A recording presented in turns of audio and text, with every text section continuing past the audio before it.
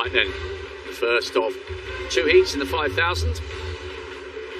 Kip Korea on the Road Diamond League. Lightning quick time. 12:46. He's the fastest man in the world this year. We're going from the inside out. Nordas, national champion a couple of times. He's coached by Gert Ingebrigtsen. Son goes in the second. There's George Beamish, 6th in the Paris Diamond League. Wildschut. Now to Cheptegei, successfully defending his 10,000 metre title, denying the Olympic champion Seleman Barega the world title. And Barega goes in this one. We'll see him in a minute. Bukwanta of Morocco, Pan-American Games, Pan-Arab Games champion. Robinson, area junior record holder in the steeplechase for Australia. Watch for Chilimo as well, World Junior Cross Country medal. Nicholas Kip Korea, just off the podium in Tokyo. What a win in Rome for 12:46. He was magnificent that night in Italy. Thorworth of Germany, world indoor finalist. Noor of America will get a nice cheer. Somalia now living in Phoenix. Back in Great Britain, Mohammed is part of the refugee team. Good to have him here, the South Sudanese. Silver, 3-time South American champion. Butchart, just off the podium in Rio, needs to rediscover that kind of form.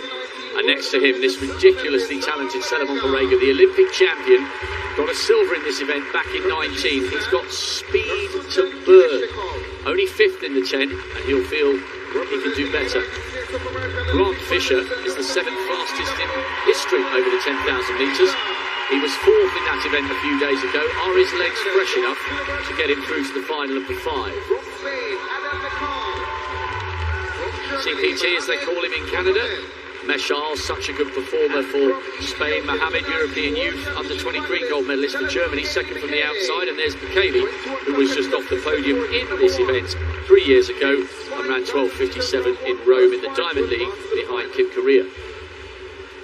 21 men, only 5 of them guaranteed a place in the final. 3 and a bit miles. I love this race.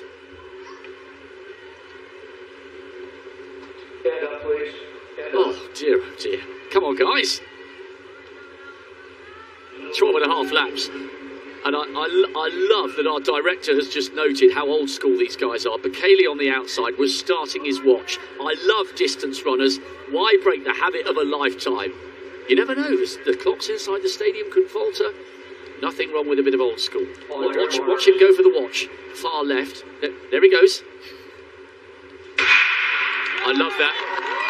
Distance runners will be nodding their heads in approval on the sofas or in bed if they're watching in the middle of the night. And good evening or good morning if you're watching in Zambia. We've had a load of messages from there, so real hardcore fans of the sport staying awake into the wee small hours. We're delighted to have your company, whether you're watching in Canada, Kenya, across the Caribbean. I know there are loads of people watching in Jamaica. My goodness me, they're going to be excited for the final of the women's too, but I hope you were cheering Latoya Gould getting into the semis of the women's 800 for you.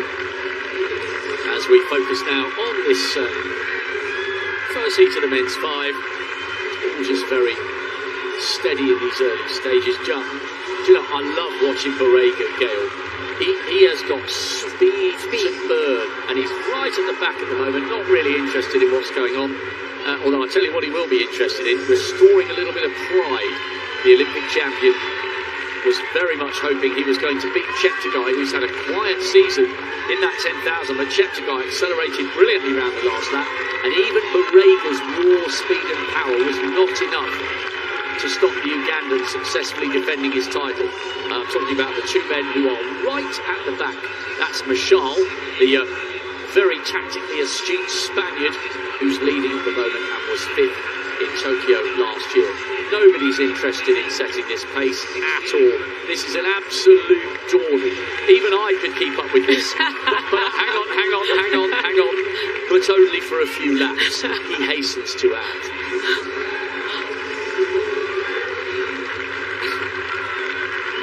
No prizes, no medals given out for scorching round the first 3 or 4 laps in low 60s or 55s or 57s, whatever it's going to take on the last lap of the final for whichever one of these men burns it up. Just double checking when the final of the 5 will be. The women's is Saturday evening. And the men's is the last distance race. We will have the women's 8 just after the men's 5 on Sunday afternoon. And the last individual track race will be the women's 100 hurdles. And then the relays. Anyway, there's so much still to look forward to, I promise you. Although it does feel, Gail, as though we are kind of edging towards thinking about this is all going to be over, which is so weird because we've been looking forward to this for months, years. Right. It looks like Borrega's decided that, you know what, hanging in the back, this is not a Saturday jog. I think I'll come up to the front and see what's going on. Hanging now in 4th position. Yeah, so the merest hint that it's beginning to speed up. What was that, 250 plus bits at the 1K marker? Now, I mentioned people watching all over the world, and I know we have some interested spectators in Australia, and you'll be very interested and delighted to hear that Catriona Bissett launched a counter-appeal to the initial appeal that saw Bello forwarded to the semis, but Bissett not. The Aussies have gone back with another protest, and she has been forwarded to the semi-finals. So Catriona Bissett, who crashed to the ground in the second heat, is going to be in the semi-finals, along with Ilana Bello, whose race she disrupted on her way down. And the moral of that story, if you are a young athlete, no matter how devastated you feel at being pushed to the ground or falling to the ground, always, always, always get up and finish your race, because if Bissett had stayed on the ground feeling sorry for herself, she would not have had the grounds on which to mount the protest. Because she got up, even though it was 20 seconds after everyone else had finished, it enabled the Australians to launch the protest, so Bissett will be in the semi-finals. Here ended the lesson. Let's get back on with the here and now. Love it. The Olympic 10,000 metre champion, Seleman Borrega, is leading from Bashar with Grant Fisher in 3rd place. Nicholas Kipkorir, fastest man in the world this year with that 12.46 plus bits from Rome. He's in 3rd. And interesting that Joshua Cheptegei, having been at the back, has now decided to pay close order and attention to the leading quartet, because that leading quartet is high quality. As Andy Butchart comes up onto Kip Career's shoulder, the man who was 6th in Rio, he's really hoping to rediscover some decent form. Chalimo is the other Ugandan, World Junior cross-country medalist in Aarhus. What an old school course we were treated to in Denmark. There was a brutal hill. It was hard enough to walk up, let alone run. But a great edition of the World Cross. And Michele takes to that. I wonder if he's going to check his watch for the splits. It was funny when he came up on the side of Borrega. He's like, I'll take this now, I got this. Kind of checked over, looked over at him. Here, Kip Career is coming up on the outside, just wanting to stay in that position, knowing that only the top 5 automatically qualify going through the next round. And I know Fisher is looking to get that hometown flavor with the fans to cheer him on. And you know, if this continues to be really slow, it massively plays into the hands of the athletes in this second of the heats, because they go into that heat knowing exactly what they have to do in order to take a non-automatic spot. So if they make it fast the second heat, if this continues to be quite slow, you could get 10 through from the second heat. Listening to Tim Hutchings commentate yesterday, we love Tim, he's quite old school, and he'll probably slap me for that anyway. He is of vintage years, but like a fine wine, he's getting better with age. But anyway, Tim was saying that he would prefer, when you're in this situation, with 2 massive heats, he would prefer to say, right, we'll have 7 from one, 8 from the other, or 8 and 8, and you have 16, and there are no non-automatic spots. I personally quite like the intrigue and the drama of the non-automatic places. Where do you stand on that debate? I'm kind of with you, because I like to see, everybody go for it and see where they have. I like the drama of having to wait. I've been in that position. It's not a good place to be if you have to be the one waiting, but it leads itself for for some opening and some drama. Well, that debate continues. And we'll run and run. There was one minute. Chalimo was sitting in the back, and I guess he's decided you guys are really going too slow. I'm going to have to take this out and see who's bold enough to come with me. Well, I also thought that, but Cheptegei has drifted back in the pack. It's his compatriot Chalimo who's decided to go to the front. Although, as I say that, Cheptegei comes effortlessly past a few and begins to move to the halfway stage of that big pack. So it's Chalimo who's leading, with Cheptegei, the double world champion now over 10,000 metres. And remember, still the reigning world cross-country champion, because we haven't had the World Cross yet. That's going to Australia. Fingers crossed, touch with COVID and all that, in February. Cheptegei just on the left there in the middle of your picture, as De Silva of Brazil comes round now to have a little look at the front. And this is the point at which any of these guys who feel they haven't got a raw burst of acceleration come the end of the race decide to make this pace a little more honest, to give themselves half a chance of a non-automatic spot if they think that at least 5 are going to burn them up on the last lap. And who would you say has the most foot speed, raw foot speed? Would it be Barrega? Yeah, I mean, that's why I was surprised. Cheptegei is a brilliant sprinter on the last lap. That's why he won the Olympic title over the 5,000 last year. But Barrega was quicker than him in Tokyo, and that's why Barrega is the Olympic champion over the 10. So, having said Barrega, there have been 1 or 2 signs that by his own ridiculously high standards, Barrega's perhaps not quite on the sort of 53-point pace that he can sometimes produce, and that he needed to get him the Olympic title last year. But yeah, the likes of Barrega and Cheptegei, this should be fine in theory with a pacey last lap as they come round now with 4 to go. Grant Fisher is at the front, but almost the entire field are queuing up behind him, and this is going to get a little bit tense in the closing stages of this 12 and a half lap battle to make the 5,000 final, which will be on the last day on Sunday evening. And how they will roar. What I've learned about Hayward Field, I kind of assumed, because this is a predominantly American audience, although people have travelled in pockets of people have travelled from around the world, I thought they would make more noise for the sprint events, because I haven't been to Hayward Field before. What I've loved is how engaged and engrossed and how authoritative and knowledgeable this crowd have been about the distance races. The roar before the last lap of both 10,000 finals was absolutely magnificent. They're starting to separate a little bit, because they make me so nervous when they're so bunched up when it gets towards the end, because I just think something's going to happen and I don't want it to. Yeah, you never want to see these people flat on the track like Bissett in the second heat of the women's 8. Right then, little by little they're beginning to lose 1 or 2. We've got a little group of 3 off the back now as they jostle for position, all behind Grant Fisher. Top 5, remember.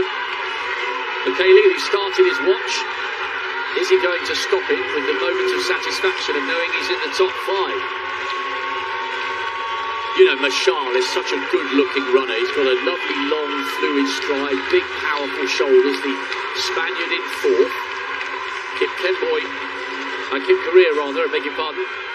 The winner of the Rome Diamond League. He's up there. Cheptegei still in touch in that group.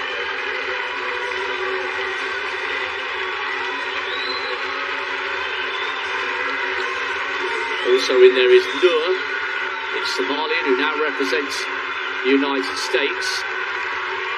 Good running as well by CPT of Canada. There was a little glimpse there of how excited the crowd get with these 5,000s. They'll come round the next time and hear the bell. Barrega now coming up on the outside. He's not the tallest figure.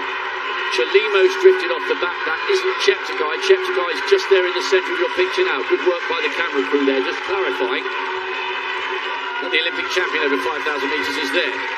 And Cheptegei just running in 4th or 5th, just had to give a A little nod there to Kip Career to say, listen, let's not trip each other up. Borrega and Bekele. Fisher's on the curb. Cheptegei on the outside where he should be.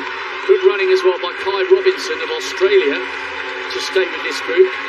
And having said Michal is such a good-looking runner, he's looking laboured now. They take the bell in this first heat of the 5,000 metres. And Chalimo, the other Ugandan, has managed to reattach himself to this group as Robinson of Australia comes wide on the outside. Really aggressive piece of acceleration by him.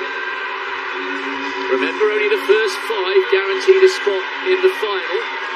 Noor trying to come through on the inside. So 2 Americans on the inside, 2 Ugandans on the outside, and 2 Ethiopians leading. Kai Robinson just having a little look over his shoulder. He's on the right of picture, the Australian. He's having a good run.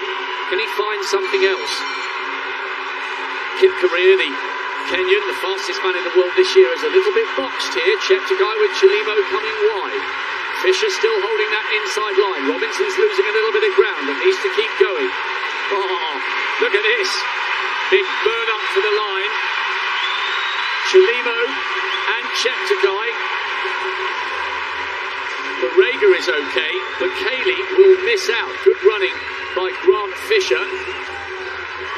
Butchart and Atkin a long way down. Michal lost a massive amount of ground on that last lap. I thought he'd been running really well, the Spaniard. He'll be bitterly disappointed to have been run out of that one.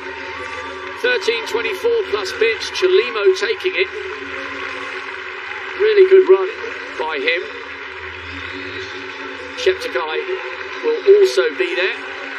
Borrega, Fisher. So the 10,000 metre Olympic champion and the 5,000 metre Olympic champion will be there. Looks like Noor of the United States has also made it through. Bekele will be really, really disappointed. And Kip Career was out-nudged on the line. It was a bit of carnage there as they approached. 3.24 plus 5.6. So the fastest man in the world this year will face an anxious wait. And if they make that an honest pace in the second of the heats, if it's quicker than 3.24, they can get 10 from that second heat into the final. The fastest man in the world this year, Nicholas Kip Career, will have to wait and see. Great run coming home on that last 100 meters where everyone was just going for it. You saw 2 Americans, 2 Kenyans, 2 Ethiopians, and they were all really running to get there. I think Robinson tried to go at 300 meters and he may have went too soon, but coming into this last 100 meters, you see everybody giving it their all, coming on the outside and running hard. The Americans on the inside trying to get there, and Chalimo coming across the finish line in first. You already know that is going to be an amazing final, and we've got incredible talent coming in the second of the heats. And they do show him stopping his stopwatch. There we go, there we go. Oh, we just missed it. We promised you, though, he did stop his stopwatch, which would have said 13.24.77. Give or take 100th of a second.